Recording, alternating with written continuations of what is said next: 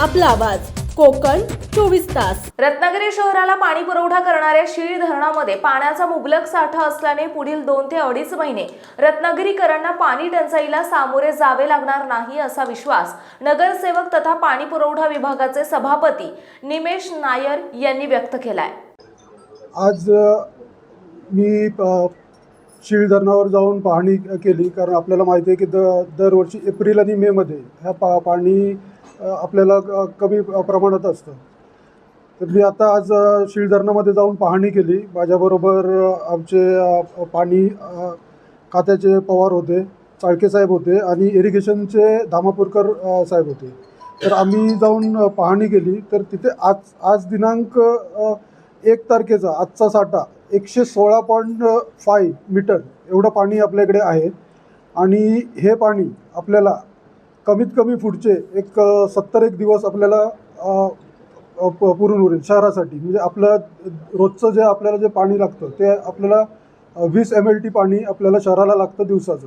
तर आपण हे जर कॅल्क्युलेशन केलं तर आपले पुढचे 70 दिवस आपल्याला पाण्याचे काही हाल होणार नाही आहेत।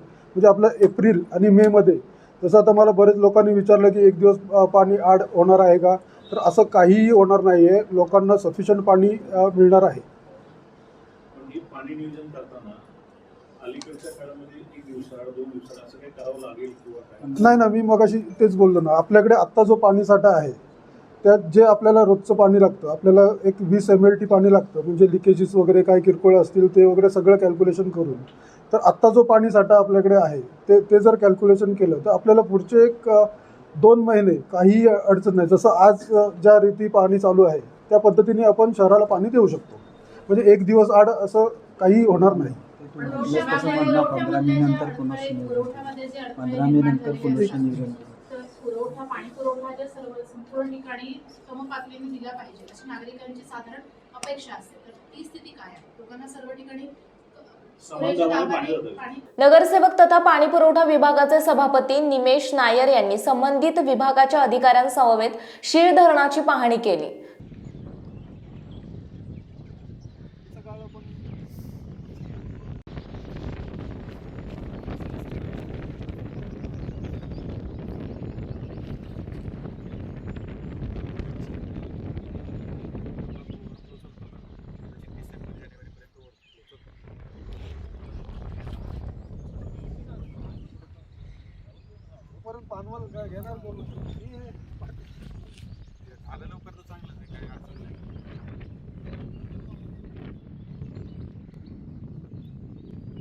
शीळ धरणाची पाहणी केल्यानंतर पत्रकारांशी बोलताना शहरवासियांना दररोज पाणी मिळणार असल्याचे सांगितले।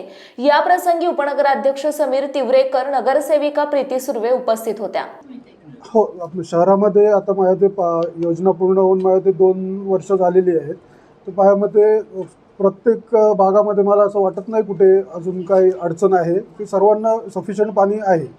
माझ्यामध्ये काही किरकोळ लिकेजेस वगैरे काही डॅमेजेस होतात, म्हणजे काम काही चालू आहेत, त्याच्यामुळे काही पाईपलाईन वगैरे लिकेजेस होतात। त्या दरम्यान फक्त काही लेट होतं किंवा कमी प्रमाणात त्यात एका दुसऱ्या दिवशी फरक पडतो। उष्मा खूप आहे आणि बाष्पीभवन होण्याची खूप चान्सेस असतात। हो, तर तरी काही परिणाम मी चांगला विषय आहे। मी ह्याचा पण आढावा घेतला। इरिगेशनवाले आमच्यावर होते धामापूरकर साहेब, तर मी या संदर्भात पण त्यांना विचारलं। तर हे सगळं कॅल्क्युलेशन करून आम्ही जे 20 MLT जे म्हणतोय, म्हणजे लिकेजेस असतील काही किंवा हे सगळं एव्हपोरेशन वगैरे जे आहे हे सगळं कॅल्क्युलेशन करून आम्ही हे सांगितलेलं आहे की 2 महिने एप्रिल आणि मे मला वाटत नाही काही अडचण नाही पाण्याची। जसं आजच्या स्थितीला आपण लोकांना पाणी देतोय त्याच पद्धतीने आपण पाणी सप्लाय करू। दररोज पाणी पुरवठा होणार? हो, दररोज पाणी पुरवठा होणार। तरी पण माझं असं मत आहे की आज 1 तारीख आहे, आता 1 महिन्यानंतर परत एकदा मी तिथे जाऊन आढावा घेणार आणि त्याच्यानंतर परत एकदा तुमच्याशी संपर्क साधेन। पण माझ्या माहितीप्रमाणे 2 महिने तरी तशी काही अडचण नाही। बंद आहे। हां, जी पाईपलाईन धरणापासून आपल्या जॅकवेलपर्यंत आहे त्यांनीच आपण पाणी घेतोय। या कालावधीमध्ये ना उष्णतेमुळे पाईप फुटणे किंवा ह्या ज्या घटना प्रकार मिळतात. तर त्याच्यासाठी काही तुमची अशी तुम्ही टीम तयार करून ठेवली आहे किंवा खूप मोठ्या प्रमाणात पाणी त्यामुळे फुकट जातं अनेकदा असं होतं, शहरात असं दिसतं? नाही मॅडम, मी मगाशी आता तुम्हाला तेच सांगितलं. तर काही ठिकाणी समजा रस्त्याचं काम असेल तर त्या काही ठिकाणी आता CNGची कामं चालू आहेत किंवा असे काही कामं चालू आहेत, तर काम करताना काही समजा आपली लाईन लिकेज झाली तर अशा पद्धतीनेच लिकेजेस झाले तर आपले टीम तर रेडी असतेच. समुंदर की गोद में पला है तू,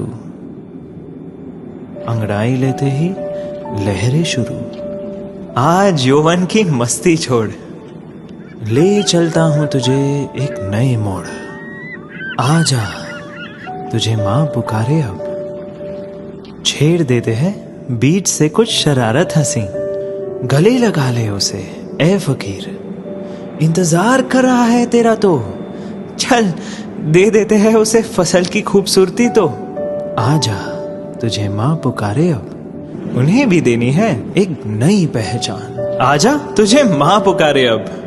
फिनोलेक्स पाइप्स पहुंचाए पानी को अपनी मां के पास। महाराष्ट्रातील तसेच कोकणातील महत्त्वाच्या बातम्या पाहण्यासाठी कोकण 24 तास न्यूज चॅनलला यूट्यूबवर सबस्क्राईब करा आणि बेल आयकॉन प्रेस करा.